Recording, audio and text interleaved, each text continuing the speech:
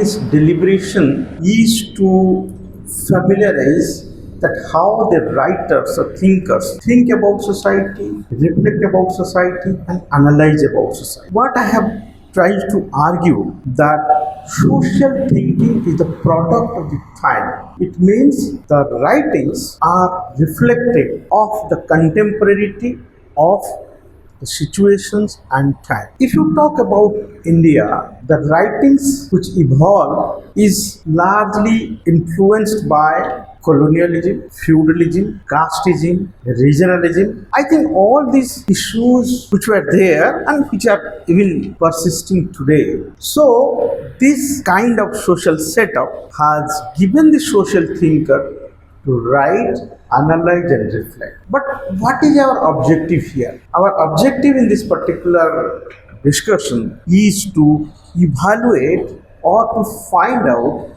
how sociologists tries to analyze and study such problems. So the entire discourse in this context will be based on these issues, as I have said: colonialism, feudalism, casteism, regionalism, and the reflections and writings of the sociologists, not only sociologists but also other thinkers, writers, novelists, and so on and so forth. Yesterday I also talked about Raymond Aron, that book Main Currents in Sociological Thought, where he said that how does social thinkings are important, and moreover what does this thinking do. So he says social thinkers are those who dwell on the rising problems of their country. Number one, that is, what are the problems which is there in the country. They try to talk about such problems and they also try to come out with solutions. These are the two important aspects, that you need to talk about the problems and you need to talk about the issues and need to find out a solution to it. But actually the solution part may not be very can say compact, or it may not be the task of the sociologist. The task of the sociologist is to try to suggest that how these measures can be taken up. I have said all these things earlier also. So therefore, in that particular context, we can refer to the freedom struggle which was led by Mahatma Gandhi, followed by many other leaders. Those who actually, if you look at the history of India, freedom struggle is very important. Social happenings, I think the freedom struggle was almost went for around 100 years. And if you look at this freedom struggle and the people associated with the movements, which the way it has drawn people from different backgrounds, all that suggests that something what I've said yesterday about unity in diversity, and this unity in diversity, in a way, I also said earlier that what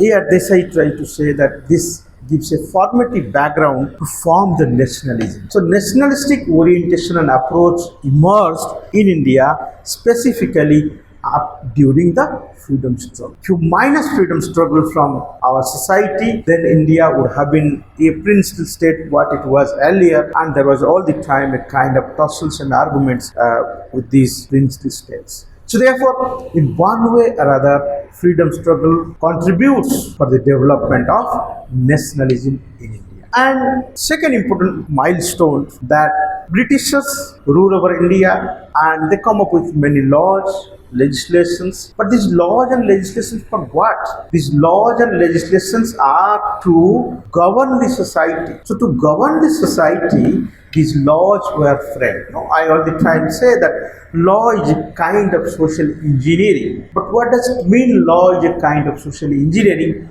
Because on the basis of laws, we try to form the society. We try to form the society in the sense that society needs to be constructed the way you can say houses are being constructed or roads and bridges are constructed. Likewise, society needs to be constructed as per the framework given in Indian constitutions, which suggests that primarily a nation which strives to achieve, or India is in a republic, primarily strive to achieve equality, liberty, fraternity, justice, and all these things. So the point I'm trying to say, laws are framed to bring changes, to transform society and take society towards a democratic society. The essential principle of democracy is to form a society based on these three jewels called liberty, equality and fraternity. So the point I'm trying to argue, the Britishers, they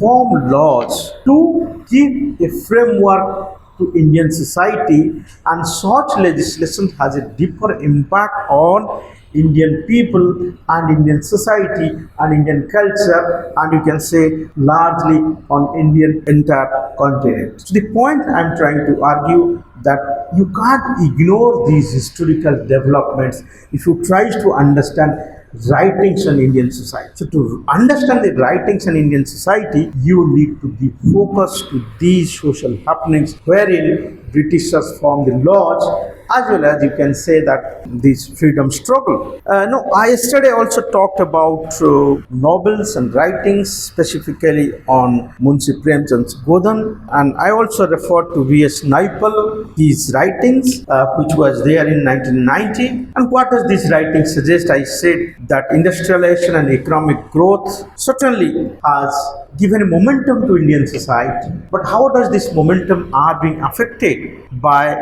so many ill effects, you can say, like corruption, criminalization of politics, and so on and so forth. So I think still India is grappling with these such problems, and apart from Naipaul's, then if you talk about social thinkers, how does these social thinkers, what I am calling callings of the nation, so how does this thinkers, specifically Indian writers, they tries to respond to such problems like, you can say, the criminalization of politics, corruption, casteism, regionalism, and so on and so forth. So therefore, it is very important milestones, because as long as you proceed with the developmental policies, programs, and move forward with the democratic principles, I think there are certain problems which also comes on the way. So therefore, social thinkers, calling up the nations in the sense how, what are the problems which these problems are needs to be understood. Now, specifically yesterday I talked about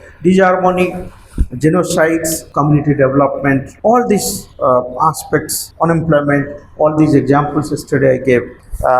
All these things is worth reflecting on. That means sociologists tries to talk about all these issues. Of course, if you study Indian social problems, I think these issues are dealt in details. We will not be talking in details here, but I'm just trying to say that how thinkers reflected on such issues. So therefore, Indian social thinkers, specifically Indian sociologists, and they try to study all these aspects related to Indian society. As I've said, they try to study family, kinship, caste, village, religion, and the entire discourse on society. You know what? How does this has been taken by the sociologist? If you talk about N.K. Bose, which I'll be dealing in details, he is trying to talk about tribes and their integrations. How tribes are integrated with the larger society. So for N.K. Bose, the tribal observance seems to be quite suitable. That means how tribes are trying to get integrated with the entire system or with the larger society. We'll be discussing about N.K. Bose. Secondly, we'll be talking about caste and caste-based ethnography. What is called caste-based ethnography, or what is called ethnography, and what is called caste ethnography? Now, ethnography gives a detailed account of people and society. So, ethnography gives a detailed account of people and society. Details account of people and society in the sense that if you are going to study a particular community, so you have to analyze community in totality. So in totality in the sense that studying society, maybe the origin of the society, how does the society evolve through the years, and what are the economic aspects, what are the social structure, what are the political aspects, what are the kinship aspects, what are the developmental aspects. So when you give a detailed narration about a particular group or about a particular caste, I think that is called caste ethnography. So caste ethnography is a very important method to understand people and society. So in this entire discourse, in this entire analysis, we'll be trying to talk about caste ethnography. That means detailed narration about caste. So, as I have said, caste, G.S. Ghurye talked about caste, Andre Bethe talks about caste, Ambedkar talks about caste, but their approaches to understand caste or their approaches to define caste varies. So, we have to find out the fine distinction between these scholars and their writings on caste. It's not that caste is similar for each sociologist. No, they took it and analyzed it, as I have said earlier also, like M.N. Srinivas, latest book of M.N. Srinivas, Caste and its 20th Century Avatar. If you look at that particular book, how caste is taking a new form. So I think we'll be discussing not only about tribes integration, but also we'll be discussing about caste-based ethnography, caste taking its new shape in 20th century in this entire discourse. What is the distinction between studying caste by anthropologists and a sociologist? Of course, when you look at caste as an institution, anthropologists are much more interested to find out the ethnography of caste, whereas sociologists try to study caste maybe on the basis of the structural functional aspects, not much on ethnography. As I have said, ethnography refers to origin, development, institutional setup, integrations or interaction with other groups. So I think all these aspects are sociologists interested in, whereas anthropologists are much more interested to find out the caste and how a particular community or how a particular caste associate with the other caste, because their focus is on limited, whereas the developmental aspect, change aspects is taken by the sociologist. So therefore, anthropologists and sociologists, though they try to study human behavior, though they try to study human society, but their approaches differs. So as I have said, the tribes or caste being studied by anthropologists from an ethnographic point of view, whereas structural functional point of view, critical point of view, people's engagement and people's interaction patterns, social exclusions, I think all these things are part of the discourse of sociologists. We'll be discussing in details about caste and its ethnography and how anthropologists look at caste and how sociologists look at caste. Thirdly, what we are going to discuss that Makim Marriers, M.N. Srinivas and S.C. Dubey. These are people, or you can say the towering personalities. They try to study caste along with the village studies. Specifically, S.C. Dubey, he has done village studies. So, S.C. Dubey's village study is very important. Also, he talks about developments, community development programs. From where actually this developmental process has started in India, that is called community development program. So, M.N. Srinivas talks about caste, but S.C. Dubey talks about village, caste along with the village. You can't think about a village specifically in India without referring to caste. Is it possible that you can think about a village in India without referring to caste? So caste is essentially a pillar on the basis of which the entire village society is based on. Because caste defines economy, caste defines your culture, caste defines your occupation, caste defines whether you should interact with him or her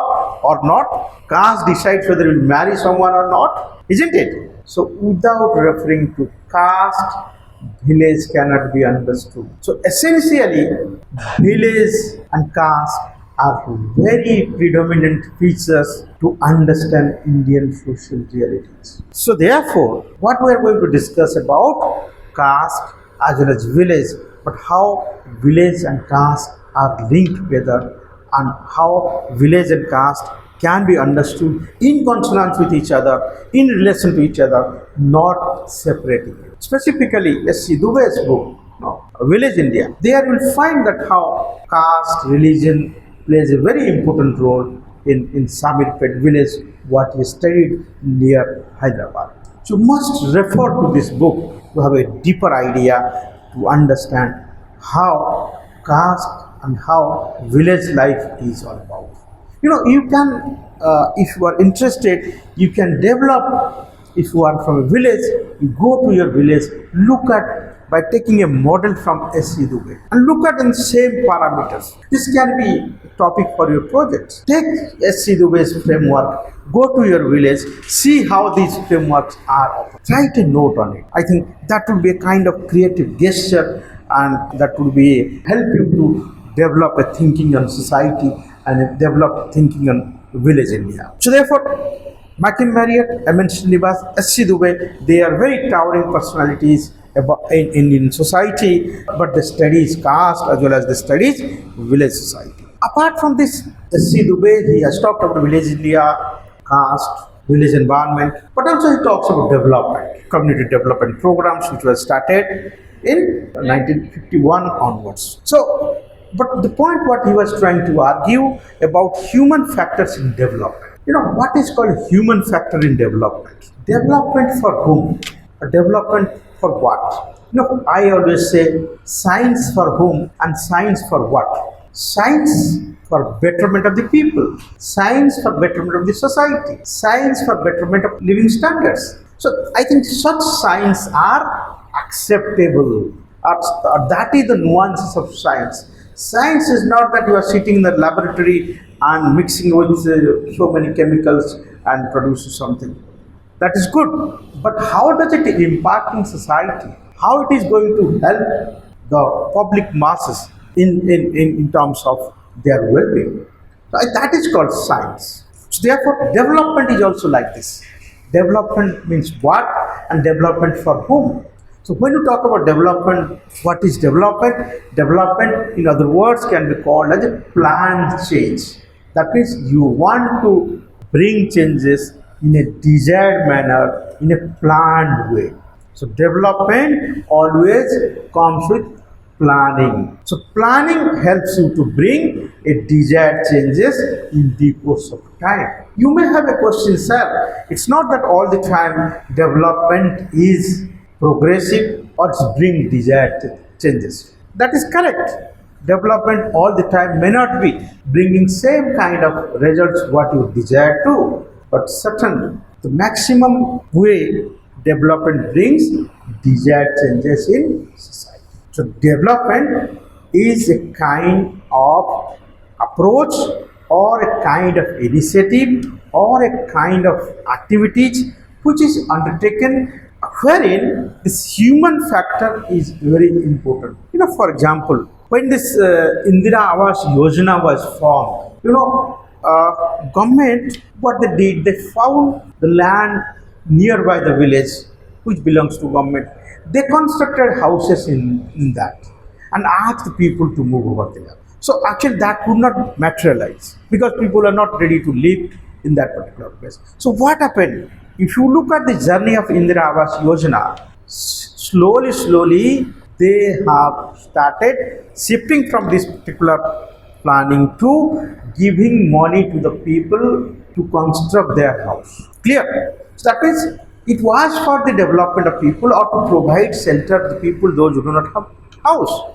But if you ask them to shift to beyond your village, they may not feel like to go. So therefore the policy was not up to the mark. Later on, the policy has changed. Now, if you are applying for Indira Awas Yojana or any housing scheme of Government of India, they'll provide you the money to construct the house in near your locality or in your house. So the point here is human factor.